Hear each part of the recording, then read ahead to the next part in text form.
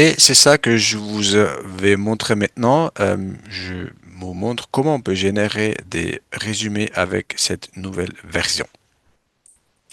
Alors, le bouton, il reste toujours le même. C'est le bouton tout à droite noir là sur le tableau de bord. On peut cliquer.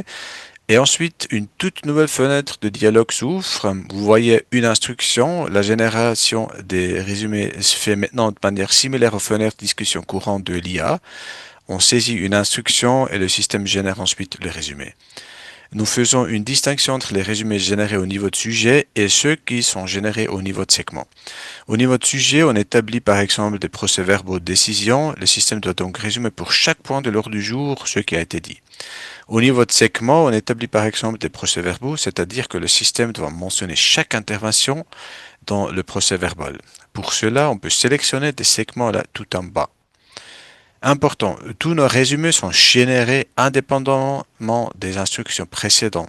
Alors pour l'instant, il n'est pas possible d'affiner des résultats ou bien d'affiner des résumés. Il faut toujours recommencer avec une autre instruction. On ne peut pas dire qu'il faut changer, faire plus long ou plus court que le dernier résumé. Il faut de nouveau saisir toute l'instruction. Je vais maintenant vous montrer comment on peut générer un procès verbal en discours indirect. Là, on a préparé des modèles et dans cette fois-là, l'instruction c'est résume l'intervention légèrement au discours indirect. Veille bien à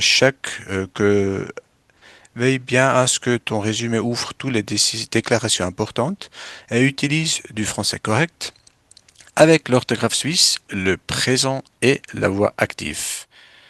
Alors ça c'est un modèle qu'on a préparé pour vous. Si je clique sur le bouton, le résumé il est généré. Le résumé est généré sur nos systèmes. Nous n'envoyons rien à l'étranger, pas à ChatGPT, pas à Microsoft, pas à Google. Avec un clic, je peux ouvrir ce résumé et je peux le faire défiler. Les titres sont marqués avec des hashtags.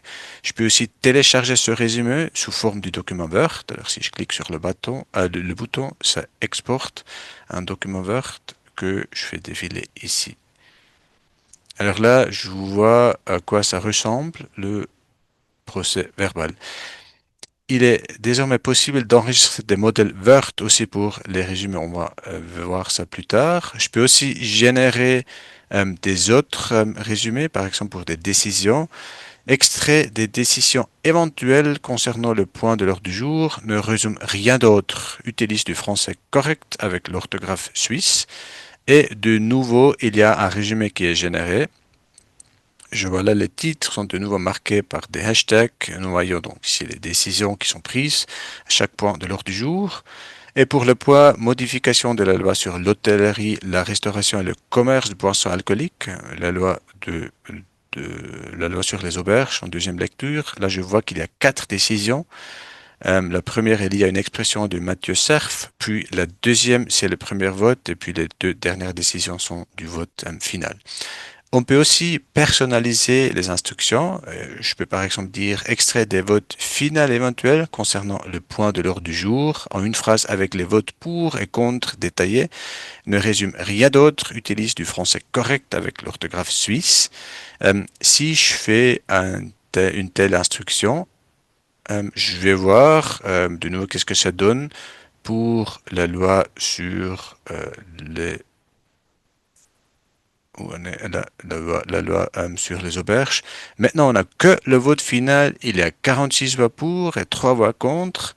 Si on consulte Sherpa, comme l'a marqué à droite, c'est bien ça qui se passait.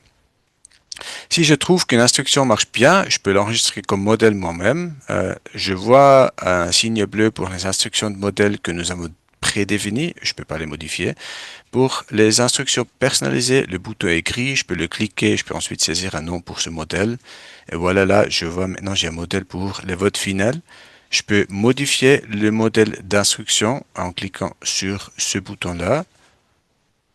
Et je peux aussi supprimer un modèle d'instruction s'il n'est plus utile. Ce qui est important pour les résumés, là, il s'agit d'une intelligence artificielle, alors une IA dite générative. C'est-à-dire que l'IA génère elle-même du texte. Les résultats ne sont pas déterministes, c'est-à-dire qu'une instruction donnera des résultats différents si elle est exécutée plusieurs fois. Ça, c'est la nature de l'IA générative.